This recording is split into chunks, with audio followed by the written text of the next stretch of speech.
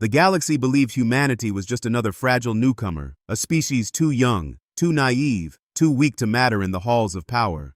But when the Vorthan Empire tried to break us with threats and impossible demands, they made a mistake that would echo through the stars. For hidden behind Earth's silence was something the galaxy had never seen before. A plan forged in secrecy, a power built in shadows, and a resolve unshakable as steel.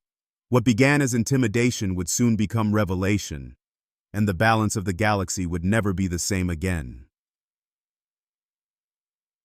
The unexpected challenge.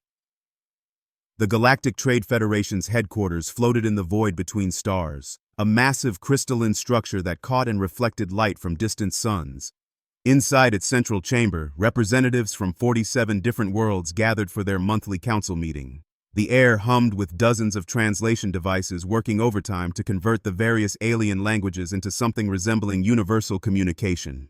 Director Sarah Chen adjusted her simple blue uniform as she walked toward Earth's designated seating area. At 52 years old, she had spent the last 15 years representing humanity in galactic affairs. Her graying hair was pulled back in a practical ponytail, and her weathered face showed the stress of countless diplomatic negotiations. Earth had been a member of the Federation for 30 years now, ever since first contact changed everything humanity thought they knew about the universe. The human delegation was small compared to others. Just Sarah, 2 junior diplomats, and a security officer. They carried basic translation equipment and standard data tablets. Nothing fancy, nothing impressive. Most other species barely acknowledged their presence anymore. Humanity had become background noise in galactic politics, useful for their agricultural exports and mineral trades, but hardly worth serious attention. Commander Kaelix of the Vorthan Empire made sure everyone noticed his arrival. He stood nearly 3 meters tall, his reptilian features sharp and commanding. His scales shifted from deep green to threatening crimson depending on his mood, and right now they were definitely trending toward red. The Vorthan delegation filled an entire section of the chamber, their advanced technology gleaming under the artificial lights. Energy weapons, force field generators, and communication devices that made Earth's equipment look like children's toys. The Vorthans controlled 12 star systems and had military outposts in dozens more. Their empire had grown steadily for the past 2 centuries, always finding new species to absorb or dominate. They preferred economic control to outright conquest, but everyone knew their massive fleet could enforce their will when necessary. The Federation tolerated their expansion because the Vorthans brought stability and resources to their territories. Sarah settled into her seat as the meeting began. The first hour covered routine business, trade disputes, shipping routes, and minor territorial adjustments. She half-listened while reviewing Earth's quarterly reports on her tablet. Grain shipments were up 12%. Rare earth mining was meeting quotas, and the new asteroid harvesting stations were finally showing profit. Nothing exciting, but steady progress. Then Commander Kaelix stood up and the entire chamber fell silent. "Honored delegates," his voice boomed through the translation system, "I bring urgent concerns about security in the Outer Rim territories." His scales shifted to a more aggressive shade of red as he activated a holographic display above his seat. Star maps appeared, showing shipping lanes and patrol routes throughout Federation space. Recent intelligence suggests increased piracy activity in sectors 7 through 12, Kaelix continued. These are vital supply routes for many of our members. The Vorthan Empire proposes enhanced security measures to protect all Federation commerce. Sarah frowned. Earth's own shipping hadn't reported any unusual piracy problems. In fact, their cargo vessels had been making their runs with fewer incidents than ever before. She made a note to double-check their security reports later. The Vorthan commander gestured, and the display changed to show fleet deployment patterns. My government is prepared to station additional military assets throughout the affected regions. However, this will require significant resources and coordination from all Federation members. Here it comes, Sarah thought. The Vorthans never offered military protection without expecting something substantial in return. Each member world will need to contribute according to their capabilities, Kaelix announced. Industrial species will provide materials and manufacturing. Agricultural worlds will supply food and basic necessities. Mining operations will increase production quotas by 40%. The chamber erupted in concerned chatter. A 40% increase was enormous, especially on top of existing Federation taxes and trade requirements. Several smaller species would struggle to meet such demands. Then Commander Kaelix turned toward the human section, his predatory gaze fixing on Sarah. Special consideration must be given to worlds with strategic value but limited military contribution. Earth, for example, sits at the junction of three major trade routes. Your system's position makes it vital for Federation security. Sarah felt a chill run down her spine. The way Kaelix said special consideration didn't sound like it would be pleasant for humanity. Therefore, the Vorthan commander continued, Earth will establish permanent Vorthan security stations in your system. My ships will monitor all traffic and ensure proper protection. The cost of this service will be 3 orbital mining platforms, exclusive rights to asteroid belt resources, and annual payments of 2 million tons of processed metals. The chamber went completely quiet. Sarah stared at Kaelix in shock. What he was describing wasn't protection, it was occupation. The orbital stations would give the Vorthans complete control over Earth's space traffic. The mining rights would strip away humanity's most valuable resources. The metal payments would cripple Earth's own industrial development. Commander Kaelix, Sarah stood up slowly, keeping her voice calm despite the anger building inside her. Earth appreciates the Federation's concern for security. However, the terms you've outlined are far beyond what our world can provide while maintaining basic function. Kaelix's scales shifted to a deeper, more threatening red. Director Chen, I fear you misunderstand the situation. This is not a negotiation. These are the requirements for continued Federation membership and protection. Other delegates shifted uncomfortably in their seats. The Aquarian representative's gills fluttered nervously. The insectoid Chitauri delegate's antennae twitched with anxiety. Everyone recognized what was happening. The Vorthans were making an example of humanity. Earth has 60 standard days to accept these terms, Commander Kaelix announced, his voice carrying to every corner of the chamber. Failure to comply will result in immediate suspension from Federation membership and loss of all associated protections. Sarah felt the weight of 46 alien gazes upon her. Some looked sympathetic, others calculating, a few openly curious about how the humans would respond. Without Federation protection, Earth would be completely vulnerable. Their small defense fleet couldn't stand against a single Vorthan battleship, let alone the entire Empire. I understand your position, Commander, Sarah replied, surprised by how steady her own voice sounded. Earth will provide our response within the specified time frame. She gathered her materials and stood to leave, her small delegation following behind. As they walked toward the exit, whispers followed them in a dozen alien languages. Most of the conversation was probably speculation about humanity's coming surrender. A few delegates might be wondering if Earth had any cards left to play. As the doors closed behind them, Sarah heard Commander Kaelix address the chamber one final time. Let this serve as a reminder that Federation security requires sacrifice from all members. Those who cannot contribute adequately will find new arrangements made for them. The message was clear: submit to Vorthan control or be crushed. Other species were already calculating whether they might be next on the Empire's expansion list. Walking through the station's corridors toward their ship, Sarah's junior diplomat whispered urgently, Director, what are we going to do? Those demands are impossible. Sarah smiled grimly as they reached their small transport vessel. We're going to call home and have a very interesting conversation with some people who've been waiting 30 years for exactly this moment. Behind them, the Federation continued its meeting, unaware that they had just witnessed the beginning of the most significant shift in galactic power since the founding of their organization. As their ship pulled away from the station, Sarah activated the secure communications system and began composing a message that would change everything. The first line read, Project Lighthouse authorization requested. The time has come. Hidden preparations. The secure conference room beneath the Swiss Alps had been built to survive anything the universe could throw at Earth. Nuclear war, asteroid impacts, even alien invasion. Today, it hosted the most classified meeting in human history. The room's occupants represented every major government and scientific institution on the planet. Yet most of them had no idea why they were there. Director Sarah Chen stood at the head of the polished steel table, still wearing her diplomatic uniform from the Federation meeting 3 days earlier. Around her sat presidents, prime ministers, generals, and scientists, the most powerful people on Earth, gathered in absolute secrecy. Ladies and gentlemen, Sarah began, what I'm about to show you will change your understanding of humanity's place in the galaxy. She activated the room's holographic display system. For 30 years since first contact, the world has believed we are the weakest species in known space. Our technology appears primitive. Our military seems laughable. Our contributions to galactic civilization look minimal. President Martinez of the Americas Federation leaned forward. Director Chen, we've seen the reports. Earth's defense capabilities are nowhere near Vorthan levels. Their ships could glass our planet in hours. Sarah smiled, the first genuine expression of joy she'd shown since the ultimatum. That's exactly what we wanted them to think. She pressed a control and the display came alive with images that made the assembled leaders gasp. Sleek ships unlike anything in the public fleet appeared on screen, weapons that seemed to bend space itself, defensive systems that existed in multiple dimensions simultaneously, technology that looked more like magic than science. Project Lighthouse has been humanity's greatest secret, Sarah continued. While we showed the galaxy obsolete equipment and struggled with basic alien concepts, our best minds have been working in hidden facilities around the world. We've created things that even we don't fully understand yet. Dr. Marcus Webb stood up from his chair near the back of the room. He was a small, unassuming man with thick glasses and clothes that looked like they came from a thrift store. Most of the world leaders had never heard of him, which was exactly how he preferred it. 30 years ago, Dr. Webb began, when the Vorthans first made contact, they shared their basic technology with us.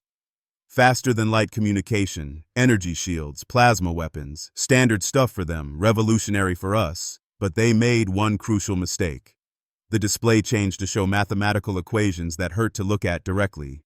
They assumed we would simply copy their technology and be grateful. They never imagined we would try to improve it. General Thompson of the European Defense Alliance frowned. Improve alien technology? How is that possible? They've had thousands of years to perfect their systems. Dr. Webb grinned like a child showing off a favorite toy.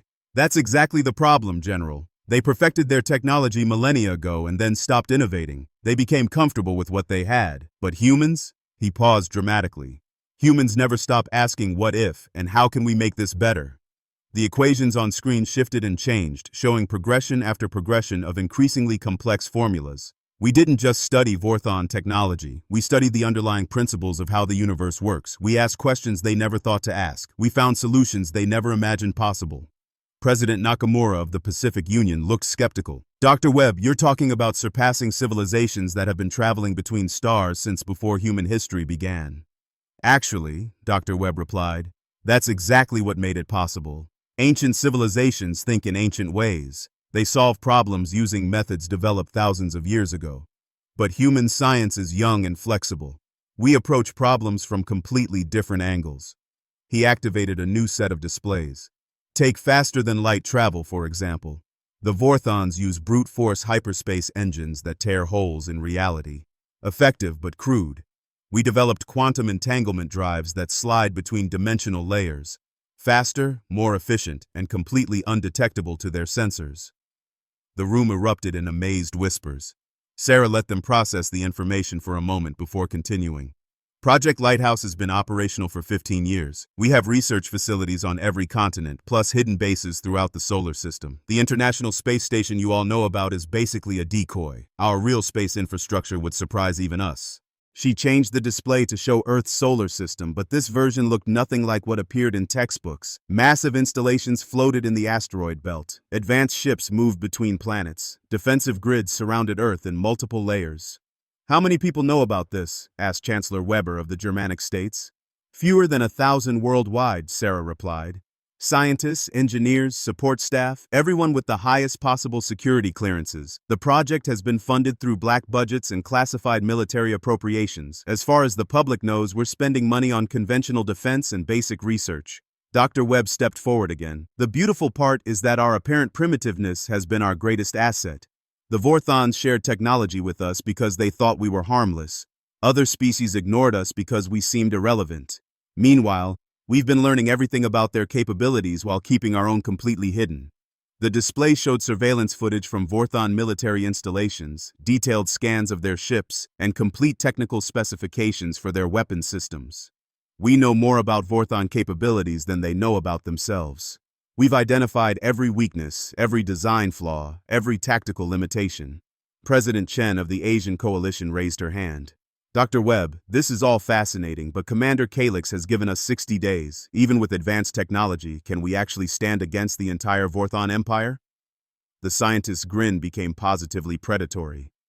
Madam President, we could dismantle the Vorthan Empire in about 6 hours if we wanted to. Their entire civilization depends on communication networks we can access, transportation systems we can disable, and military technology we can neutralize remotely. The room fell completely silent. These were people accustomed to thinking of humanity as a minor player in galactic affairs. The idea that they might actually be the most powerful species in known space was almost impossible to process. Sarah took control again. However, we're not going to destroy the Vorthan Empire. That's not who we are as a species. Instead, we're going to demonstrate our capabilities in a way that changes the entire galactic balance of power without causing unnecessary casualties.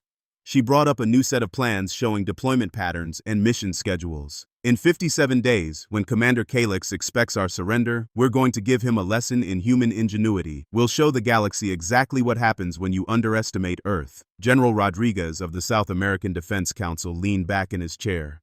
What about the other Federation species? Many of them are innocent in this situation.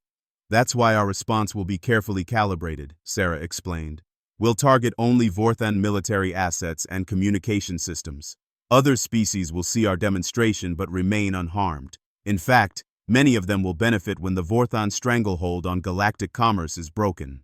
Dr. Webb brought up tactical displays showing Vorthan fleet positions throughout their empire. Red dots marked every ship, every base, every installation under their control.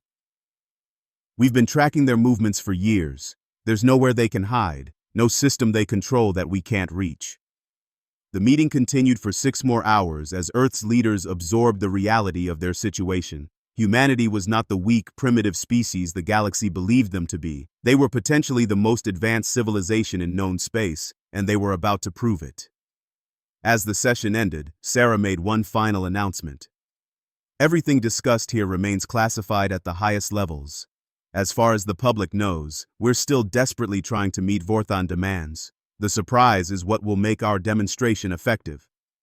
The world leaders filed out of the room, each carrying the weight of humanity's greatest secret. In 57 days, the galaxy would learn that underestimating humans was the worst mistake the Vorthan Empire had ever made. Above them, hidden in orbital stations that appeared on no public records, Project Lighthouse's fleet began their final preparations for the most important mission in human history. The demonstration begins. 60 days had passed since Commander Kaelix delivered his ultimatum to Earth. Throughout Vorthan space, citizens prepared to witness what their government promised would be a demonstration of imperial power. The humans, predictably, had failed to meet the impossible demands. Now the galaxy would see what happened to species that defied the Vorthan Empire. On the capital world of Vorthex Prime, massive viewing screens had been erected in public squares. Military officials promised their people front-row seats to humanity's humiliation. Similar displays appeared on dozens of worlds throughout Vorthan territory. Even non-Vorthan species watched with nervous anticipation, wondering if they might be next on the Empire's expansion list. Commander Kaelix stood in his personal command center, surrounded by holographic displays showing fleet positions throughout the galaxy. His scales had shifted to a deep, satisfied green. Everything was proceeding exactly as planned. The human deadline had expired 3 hours ago with no response from Earth. Now it was time to make an example that the entire galaxy would remember. Admiral Thrace, Kaelix commanded, begin the demonstration. I want the initial bombardment broadcast to every world in Federation space. Admiral Thrace, a scarred veteran of dozens of conquests, nodded from his position aboard the flagship Dominion. The massive vessel led a fleet of 300 Vorthan warships positioned just outside Earth's solar system. Smaller strike forces had been stationed near major human colonies and mining operations. The plan was simple: overwhelming force applied simultaneously across all human territories. All ships report ready, Commander, Admiral Thrace announced, beginning approach to the human home system.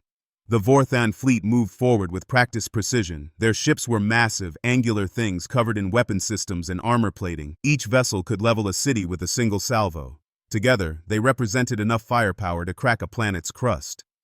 As they crossed into Earth's solar system, something unexpected happened. Nothing. Admiral Thrace frowned at his sensor displays. Command, we're not detecting any human defensive positions. Their fleet appears to have withdrawn completely. Cowards, Kaelix laughed. They're probably hiding behind their moon, hoping we'll show mercy. Continue with the demonstration. But as the Vorthan ships approached Earth's orbital space, every communication device in their empire suddenly came alive with an unauthorized transmission. The invasion footage disappeared from public screens, replaced by something entirely different. A simple room appeared on every display. Clean white walls, basic furniture, and a single human woman sitting calmly behind a metal desk. Director Sarah Chen wore the same diplomatic uniform she had worn to the Federation meeting 60 days earlier. Her expression was peaceful, almost serene. "Greetings, citizens of the Vorthan Empire," Sarah began, speaking directly into the camera. "My name is Director Sarah Chen, representing the people of Earth. We understand that you have gathered to witness our response to your government's ultimatum." In his command center, Kaelix stared at the screen in confusion. "How are they broadcasting on our networks? Cut the transmission immediately." His communication officers worked frantically at their controls. "Sir, we cannot override the signal. It's coming from inside our own system somehow." Sarah continued speaking, her voice reaching every corner of the Empire. 60 days ago, Commander Kaelix demanded that Earth surrender our independence and submit to Vorthan occupation. He believed that our apparent weakness made us easy targets for conquest. The view changed, showing Earth from space. But instead of the vulnerable blue planet the Vorthans expected to see, the display revealed something impossible. Dozens of sleek ships surrounded the world, their designs unlike anything in known space. They seemed to shimmer and phase, as if they existed partially in another dimension. "However," Sarah's voice continued, "appearances can be deceiving." Admiral Thrace watched his sensor displays in growing alarm. The human ships that appeared on the broadcast were completely invisible to his detection systems. According to his instruments, Earth's orbital space was empty. But the evidence on screen was undeniable. "All ships, emergency scan protocols," he ordered. "Maximum sensor power. Find those vessels." His officers complied, but their readings remained unchanged. Space around Earth appeared empty while the broadcast clearly showed a formidable defensive fleet. The transmission shifted again, now displaying technical specifications that made Vorthan military experts gasp in disbelief. Quantum entanglement drives that made their hyperspace engines look primitive. Defensive systems that operated in multiple dimensions simultaneously. Weapons that could manipulate the fundamental forces of reality. "For 30 years, Sarah explained, humanity has been studying galactic technology. We learned from every species, analyzed every system, and asked questions that others had stopped asking long ago. The result is technology that even we sometimes find difficult to believe." Commander Kaelix watched in growing horror as the broadcast revealed capabilities that shouldn't have been possible. "This has to be a deception," he snarled. "Humans cannot have developed technology superior to our own." But even as he spoke, reports began flooding in from across the Empire. Vorthan ships throughout their territory were detecting strange readings, or rather, they weren't detecting anything at all while clearly being observed by unknown vessels. The broadcast changed once more, showing views from inside Vorthan military installations, command centers, weapons facilities, shipyards, all filmed from impossible angles by observers who had somehow bypassed every security system the Empire possessed. "We know the location of every Vorthan military asset," Sarah continued. "We have studied your tactics, analyzed your technology, and identified your weaknesses. There is nowhere in your empire that our ships cannot reach, no secret that remains hidden from us." Admiral Thrace received an urgent communication from his flagship's security chief. "Sir, we're detecting unauthorized personnel on Deck 7, but our internal sensors show nothing. And sir, there are signs that someone has been accessing our computer systems." The Admiral's blood ran cold. Someone was on his ship moving freely through secured areas, and his advanced Vorthan technology couldn't even detect them. On screens throughout the Empire, Sarah stood up from her desk. "Earth wishes to make our position clear. We do not seek conflict with the Vorthan people. However, we will not be intimidated or conquered by anyone." The view shifted to show space around Vortex Prime itself. The Empire's capital world, supposedly protected by the most advanced defensive systems in the galaxy, was clearly being observed by human ships that remained completely invisible to detection. "Commander Kaelix," Sarah said, looking directly into the camera, "your fleet is currently positioned around our home world. We suggest you withdraw them immediately.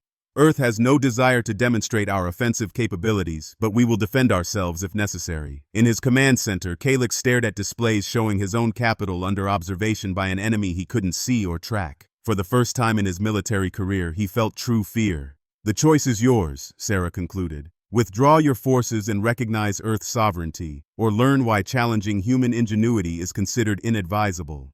The transmission ended, leaving every screen in Vorthan space displaying their normal programming. But the damage was done. In 10 minutes, humanity had shattered the Empire's sense of invincibility and demonstrated capabilities that redefined the galactic balance of power. Admiral Thrace's voice crackled over the communication system, barely controlled panic evident in his tone. Command, requesting immediate orders. The humans have somehow positioned ships throughout our empire without detection. Our tactical situation has become untenable. Commander Kaelix stood in his command center, surrounded by officers who looked to him for leadership. But for the first time in his career, he had no idea what to do. The humans had just demonstrated technology that made his empire's military might look like children playing with toys. Outside his windows, space looked empty and peaceful. But somewhere out there, invisible human ships were watching his every move, waiting to see how the mighty Vorthan Empire would respond to being completely outmaneuvered. The galaxy held its breath, waiting to see what would happen when an unstoppable force met an apparently immovable object. But as reports continued flooding in from across Vorthan space, it became clear that the force was not as unstoppable as they had believed, and the object was far from immovable. Earth had spoken, and the universe was listening. Shock and revelation. The emergency klaxon screaming through Admiral Thrace's flagship had been wailing for 20 minutes.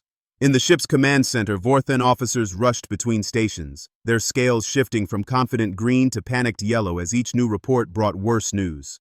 "Sir," the communications officer called out, his voice strained with disbelief. "We're receiving transmission requests from every ship in the fleet. They're all reporting the same thing, unknown contacts on their vessels, but sensors show nothing." Admiral Thrace gripped his command chair with claws that left deep scratches in the metal. 30 years of military service had prepared him for many scenarios, but not this. An enemy that could move freely through his ships while remaining completely undetectable defied everything he understood about warfare. "Security teams to all critical areas," he ordered. "Seal the computer cores and weapons systems. If these humans want to play games with us, they'll find we're not helpless." But even as he spoke, the Admiral knew his orders were meaningless. How do you fight an enemy you cannot see, cannot track, and cannot predict? The human ships that had appeared on the broadcast were apparently real, but they might as well have been ghosts.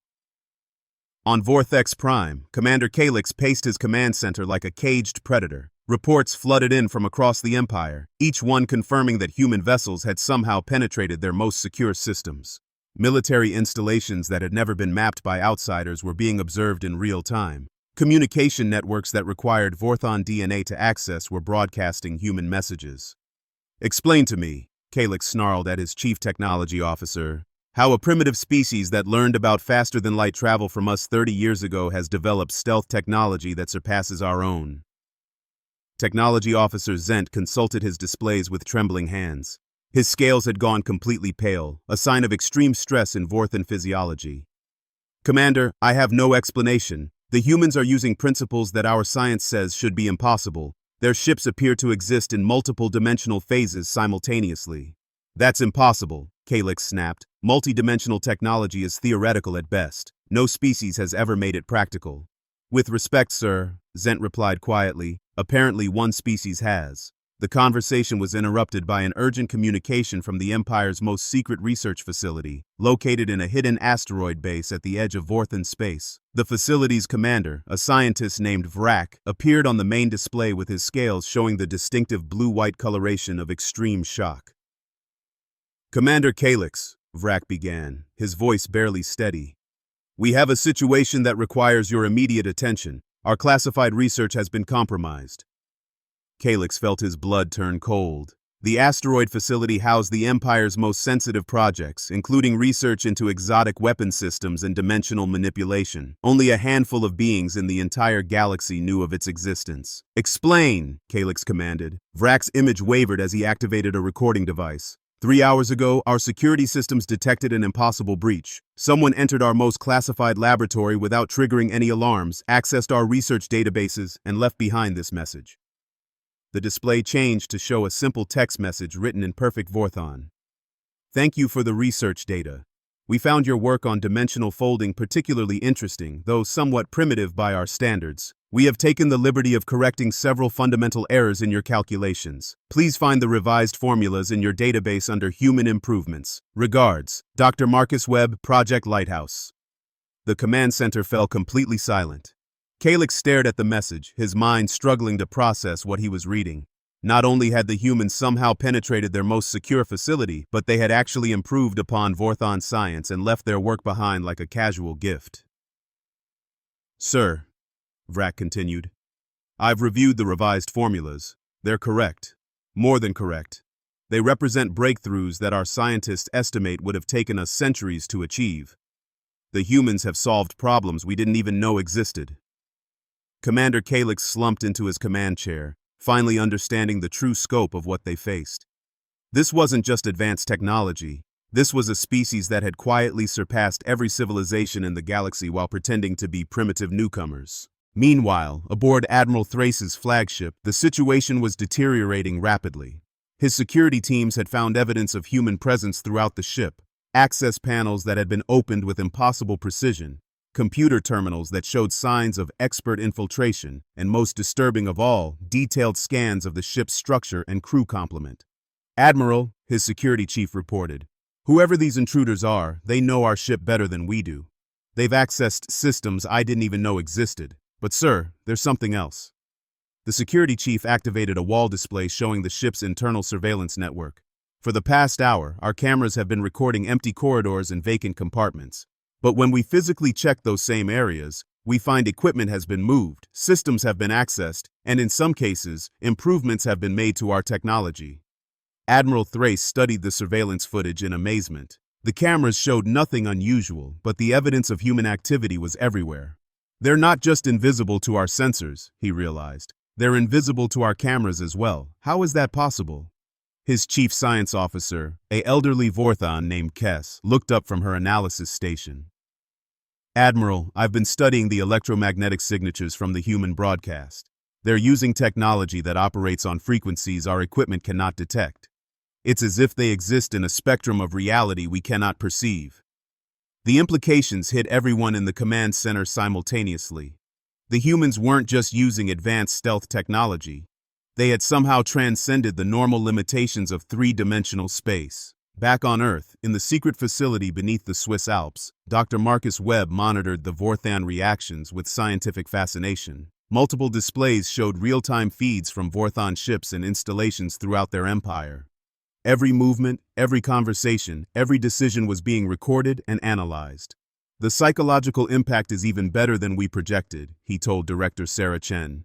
"Their entire worldview is collapsing. For centuries, they've believed in their technological superiority. Now they're discovering that they're not even close to the cutting edge." Sarah nodded as she reviewed status reports from Project Lighthouse teams across the galaxy.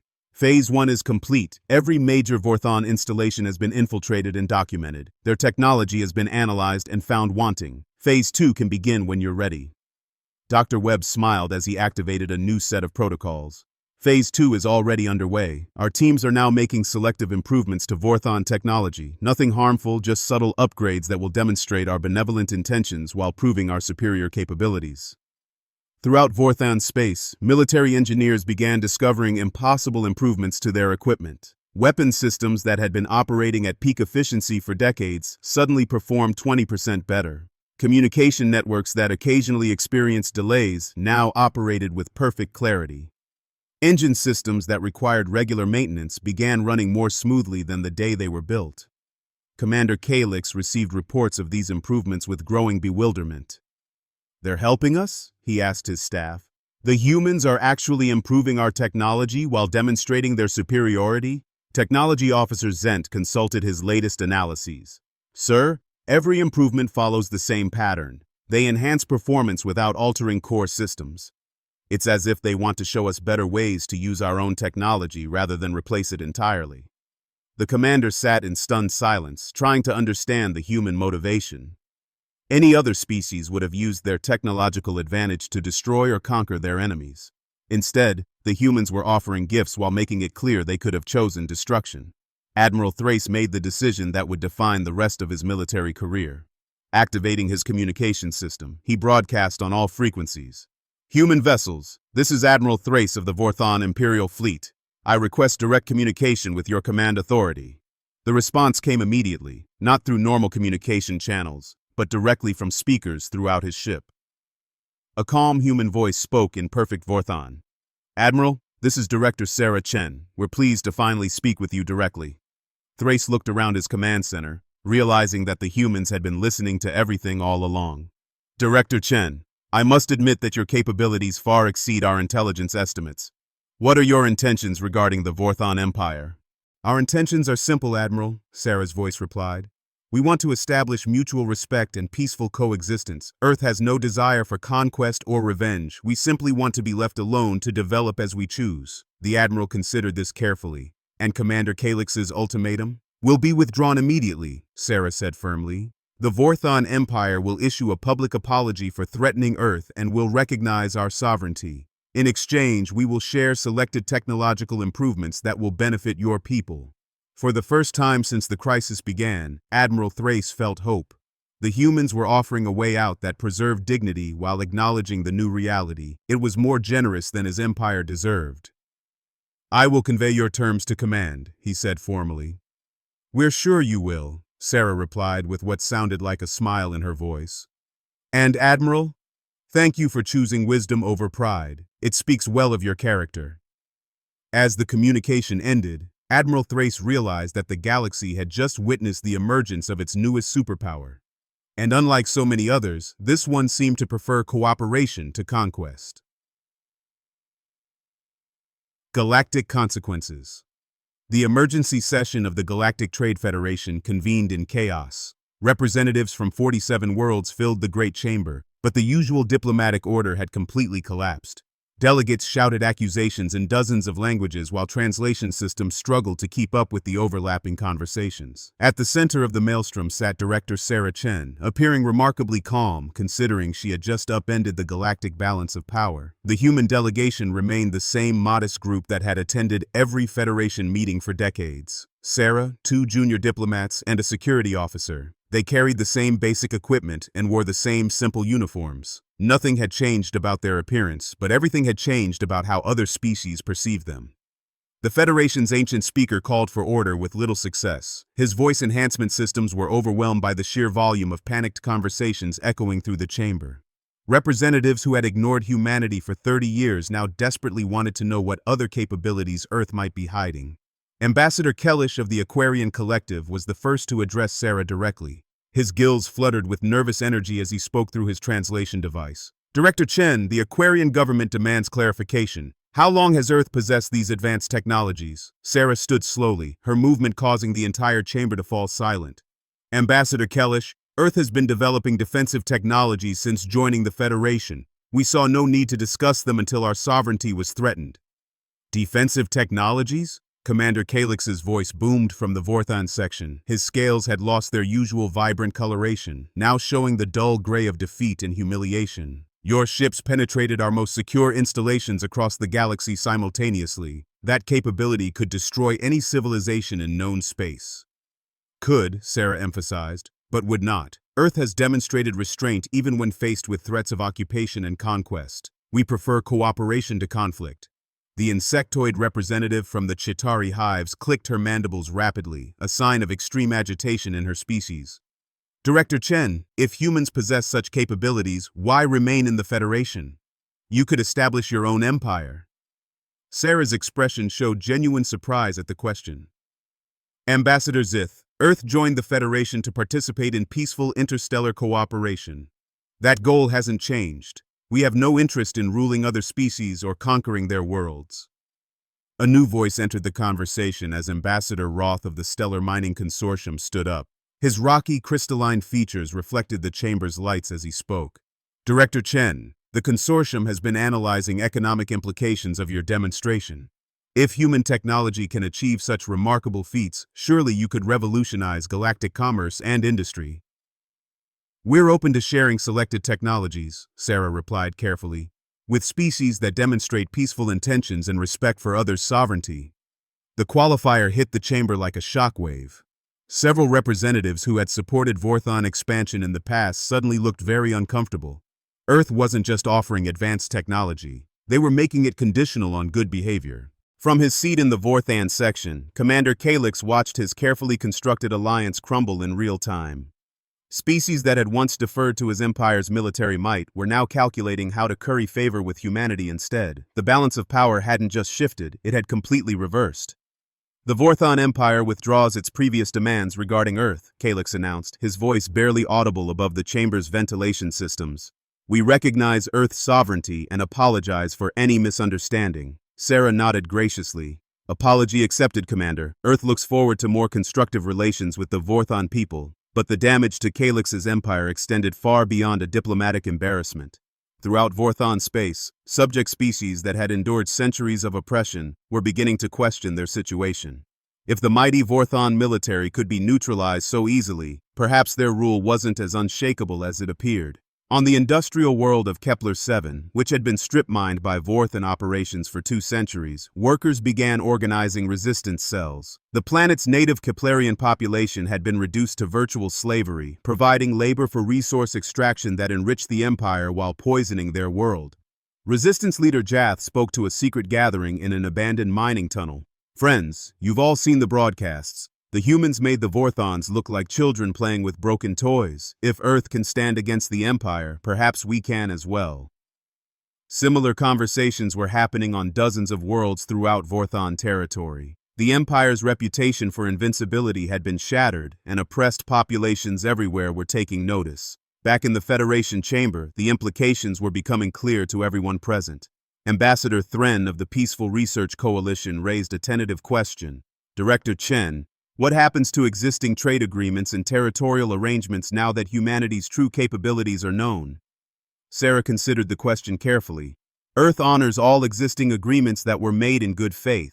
However, we will no longer tolerate exploitation or intimidation of Federation members." Commander Kaelix felt the words like physical blows. Half of his empire's territorial arrangements involved intimidation and exploitation. If the humans decided to intervene on behalf of oppressed species, the Vorthan Empire would crumble within months. "Director Chen," he said desperately, "surely Earth recognizes the importance of stability in galactic affairs. Rapid changes could lead to chaos and conflict." Sarah's expression hardened slightly. "Commander, Earth has observed Vorthan stability for 30 years. Your empire's idea of order involves subjugating other species and strip-mining their worlds. That's not stability, that's exploitation." The Aquarian ambassador spoke up again. "Director Chen, if Earth possesses the capability to enforce galactic justice, what are your intentions regarding territorial disputes and resource conflicts?" "Earth will not become the galaxy's police force," Sarah replied firmly. "However, we will protect Federation members from aggressive expansion and exploitation. Species should be free to develop according to their own choices, not according to the dictates of their conquerors." Throughout the chamber, representatives began calculating how this new reality would affect their own positions. Species that had relied on Vorthan protection were reconsidering their alliances. Worlds that had been threatened by imperial expansion felt hope for the first time in generations. The session continued for 6 hours as delegates tried to understand the new galactic order. Earth's demonstration had proven that technological superiority didn't automatically lead to conquest or oppression.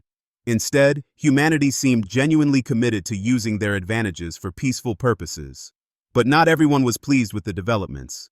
In the private chambers reserved for the most powerful species, emergency meetings were already being planned. If humanity could neutralize the Vorthan Empire so easily, what did that mean for other established powers? Ambassador Vex of the Corporate Trade Alliance whispered urgently to his aides.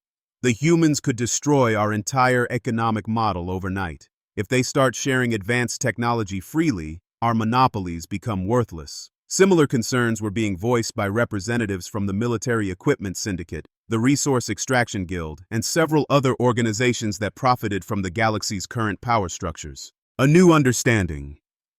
3 weeks after the Federation emergency session, Commander Kaelix stood before the Vorthan Imperial Council in their most secure chamber deep beneath the capital city. The room had hosted countless meetings where expansion plans were approved and conquest strategies were refined. Today, it would witness the most dramatic policy reversal in the Empire's history. 12 senior members of the Imperial Council sat in their elevated chairs, their scales showing various shades of anger, confusion, and fear. These were beings who had built their careers on military dominance and territorial expansion. The idea of voluntary reform was as foreign to them as breathing underwater. Councillor Vash, the eldest member of the assembly, spoke first. His ancient scales had turned the deep brown of extreme old age, and his voice carried the authority of someone who had overseen centuries of imperial growth. "Commander Kaelix, explain to this council why you propose surrendering everything our ancestors built." Kaelix activated the chamber's holographic display system, showing real-time feeds from across the Empire. Uprising markers appeared on dozens of worlds, each representing a subject species that had chosen rebellion over continued submission. Trade routes showed massive disruptions as species refused to honor extraction agreements. Military units reported increasing difficulty maintaining order in territories that had been peaceful for generations. Honored counselors, Kaelix began, I propose nothing. I report reality. Our empire is collapsing whether we acknowledge it or not. The human demonstration didn't just prove their technological superiority, it proved that our foundation was built on the illusion of invincibility. Counselor Drex, the youngest member of the assembly, slammed his clawed hand on his chair's armrest. Then we fight back. Deploy the full fleet. Remind these rebellious species why they submitted to us in the first place. With what? Kaelix asked quietly. Fight with ships that can be disabled remotely by human technology? Threaten species that now know we can be neutralized by a single Earth vessel? Counselor Drex, our military might was always based on psychological intimidation as much as actual firepower. That intimidation no longer exists. He changed the display to show detailed analyses of their recent encounters with human technology, power readings that exceeded theoretical maximums, defensive capabilities that operated in multiple dimensions, and stealth systems that made their vessels effectively invisible to detection. The humans could have destroyed our entire civilization in hours, Kaelix continued. Instead, they improved our weapons, enhanced our systems, and offered cooperation. They demonstrated that true strength lies not in the ability to destroy, but in the wisdom to build. Counselor Vash's scales shifted to a darker brown, indicating deep thought. You speak of wisdom, Commander, but what you describe sounds like surrender. The Vorthan Empire has never bowed to external pressure. And we won't bow now, Kaelix replied firmly. We'll adapt. The galaxy is changing, and we can change with it or be left behind. The humans have shown us a new model of interstellar relations based on mutual benefit rather than domination. The Council Chamber's communication system activated with an urgent message from Fleet Admiral Thrace. His image appeared on the main display, transmitted from his flagship's command center. Counselors, I bring news from the Kepler system. The rebel forces have agreed to negotiations, but only if Earth mediates the discussions. Counselor Zeth, the military affairs specialist, leaned forward with interest. The rebels want human involvement? Why? Admiral Thrace's expression showed a mixture of respect and bewilderment. Counselor, they trust the humans to ensure fair treatment. Apparently, Earth has been secretly monitoring our administration of subject territories for years. They have detailed records of resource extraction rates, population displacement, and environmental damage. The implications hit the Council like a physical blow. The humans hadn't just been watching Vorthan military activities, they had been documenting every aspect of Imperial administration. Any attempt to hide or minimize the Empire's more brutal policies would be futile. Admiral, Counselor Vash asked slowly, what are the rebels' specific demands? Complete independence for Kepler-7, environmental restoration of their damaged ecosystems, and reparations for 2 centuries of resource extraction. The humans have provided them with economic models showing how these goals can be achieved while maintaining beneficial trade relationships.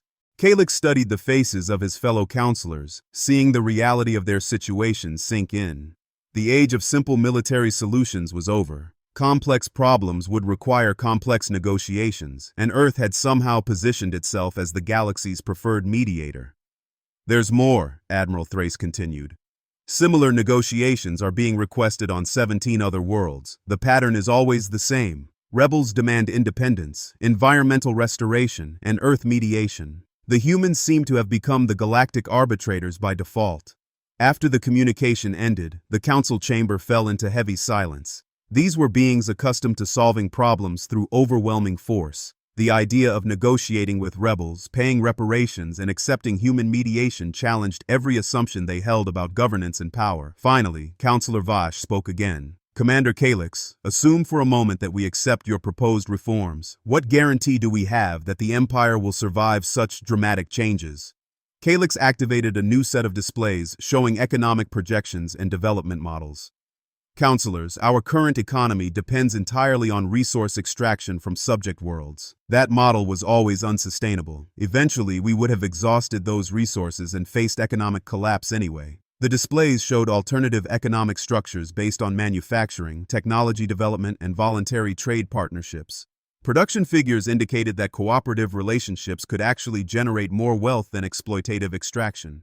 The humans have offered to share selective technologies that would revolutionize our industrial capabilities, Kaelix explained. Advanced manufacturing techniques, efficient energy systems, and improved transportation methods. In exchange, we transition from conquest to cooperation. Counselor Drex remained skeptical.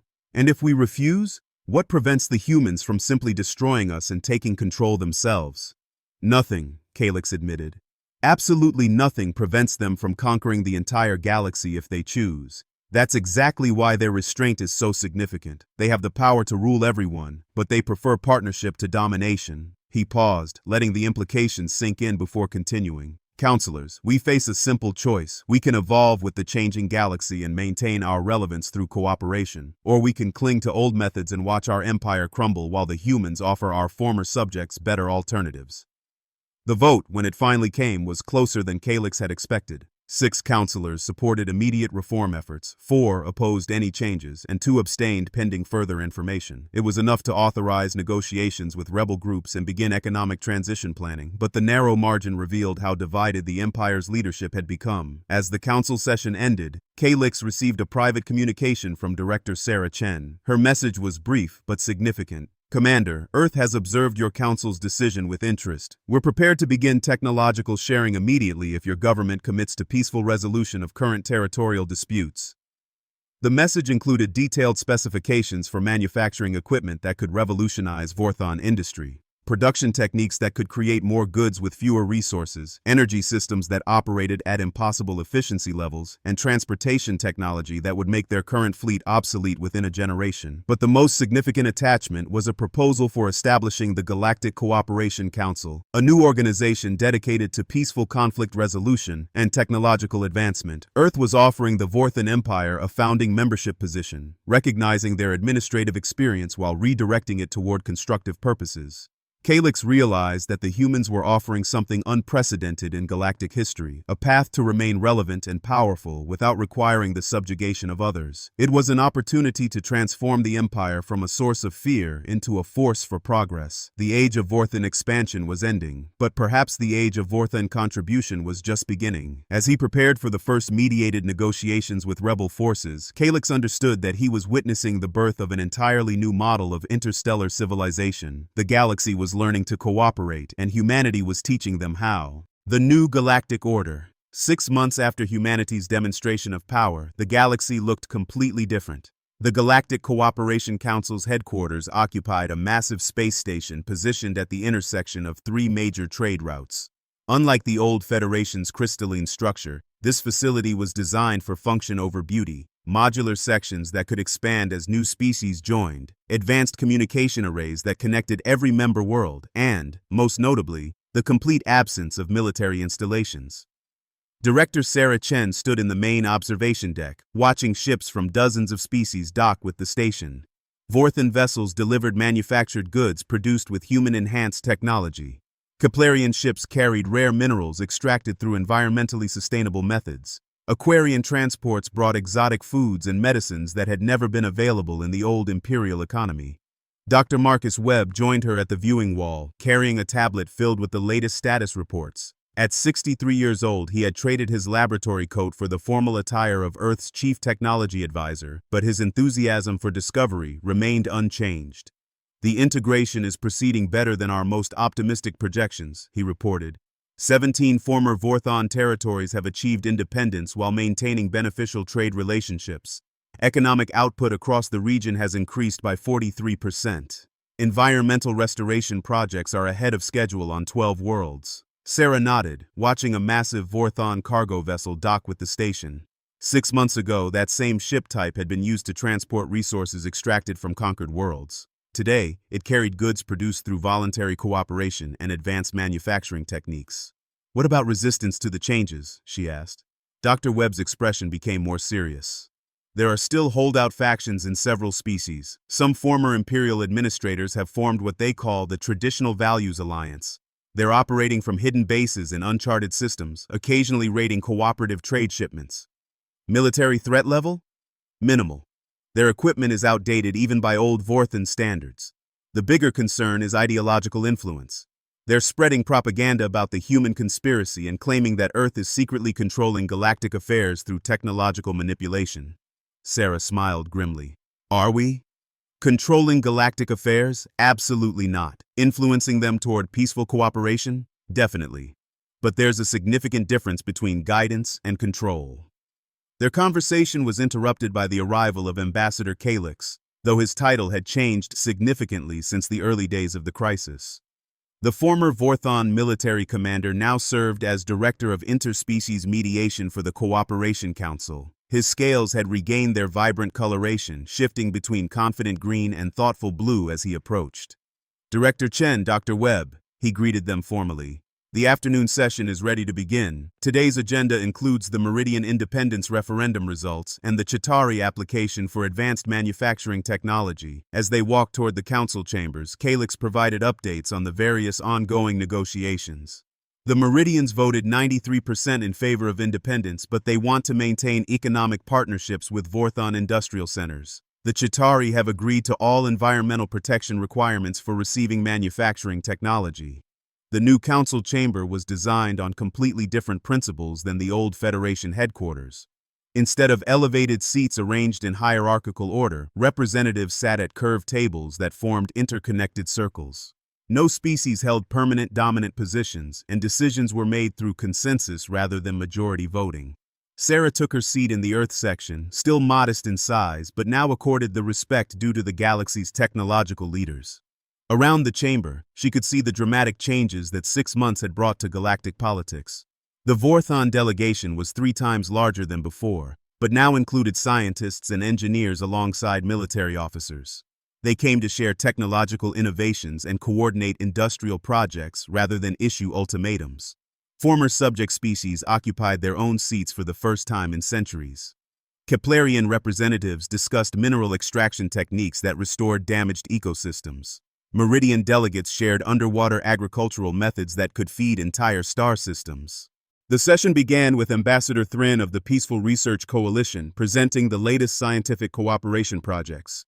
"Fellow representatives, the combined research efforts have yielded remarkable results. Vorthan engineering expertise, human dimensional technology, and Aquarian biochemical knowledge have produced medical treatments that can cure diseases across multiple species."